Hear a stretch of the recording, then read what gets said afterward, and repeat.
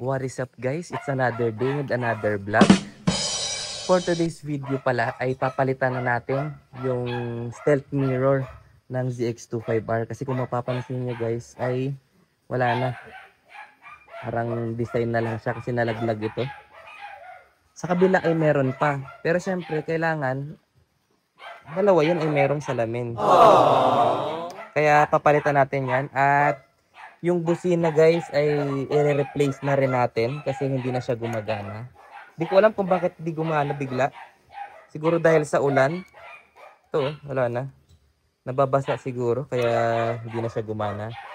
So, ito pala yung ipapalit natin guys. Na busina. Hella ang brand. Original naman ito. Ayaw kasi natin yung dual horn guys na parang tunog trend. Dito lang tayo sa stock. Tapos, dito naman sa ating stealth mirror, ang ipapalit natin guys ay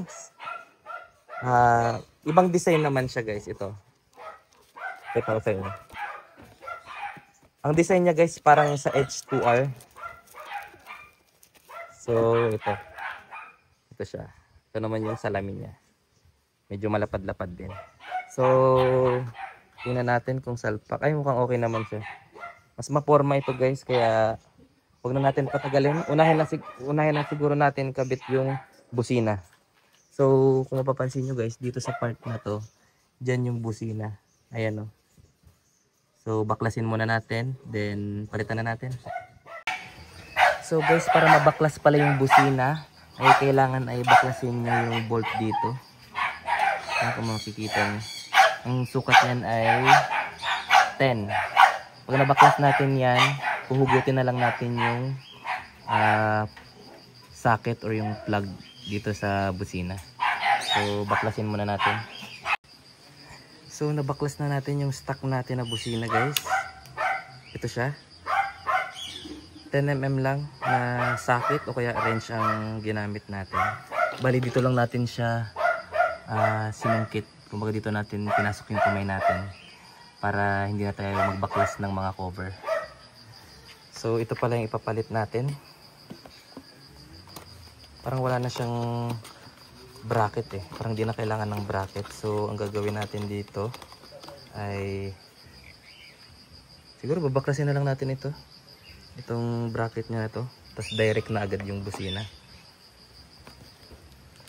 So yun, install na natin guys para dito tumagal.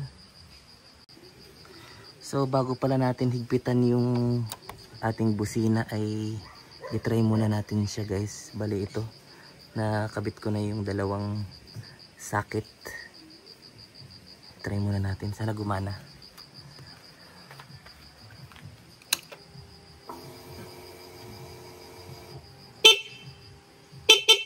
Okay.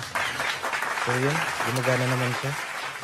Then higpitan na natin gamit itong bolt na ito. Lagyan na lang natin ng washer para hindi siya lumusot kung sakali man. Update ko lang kayo guys, nakabit na natin yung ating horn. At binalik na lang natin yung bracket kasi hindi pala sakto yung bolt doon sa mismong busina at doon sa taas. So para din na tayo mahirapan, kinabit na lang ulit natin yung bracket at hinanapan na lang natin siya ng magandang pwesto. So yun na guys, goods na yung pwesto na yan at nahigpitan na rin natin.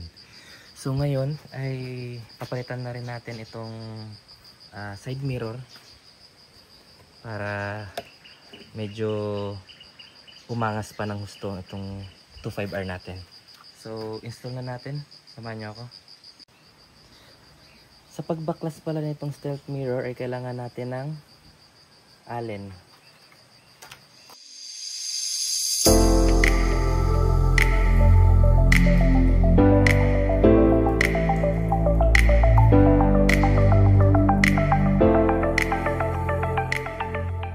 So guys, ito na yung stealth mirror na ikakabit natin.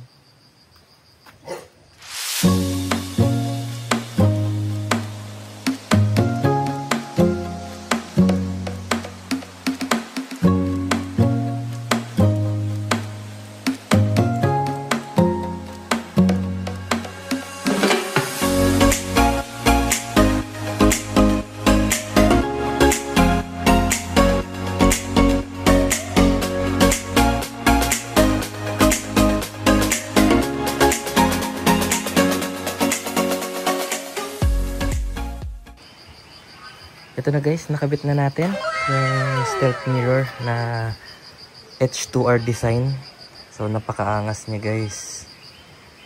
Dagdagan siya ng detalye ang ating ZX25R. So fit naman siya at plug and play lang. Ngayon papakita ko sa inyo guys yung view niya kapag naka bukas ito. Sakyan natin guys, sapahan natin.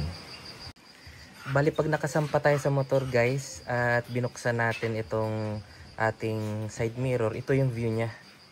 So kapag nakaano ka, so makikita mo pa rin talaga guys yung sa likod mo. Functional din talaga siya. Ito guys, oh. Ayan. Tapos syempre pwede mo siyang i-adjust. Yan, ganyan. Tapos pwede mo rin siyang iurong kung saan mo gusto at saka kung saan mas magiging malawak yung view mo sa likod.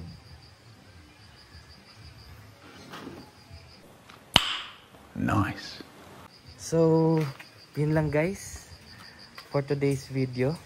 At sa mga gusto palang umorder nito ay makaka-order kayo nito guys sa Shopee. At ang halaga nito ay nasa 1,200 plus. Mga ganun lang, around ganun lang. At kung may voucher kayo ay mababawasan pa siya. Doon naman sa busina, plug and play lang ito guys, yung busina sa 25R. Kung ayaw nyo ng mga dual horn, tsaka yung mga malalakas masyado, ito stock lang ang itsura niya at yung performance niya ay parang stock lang din. At ang price niyan guys ay nasa 300 plus.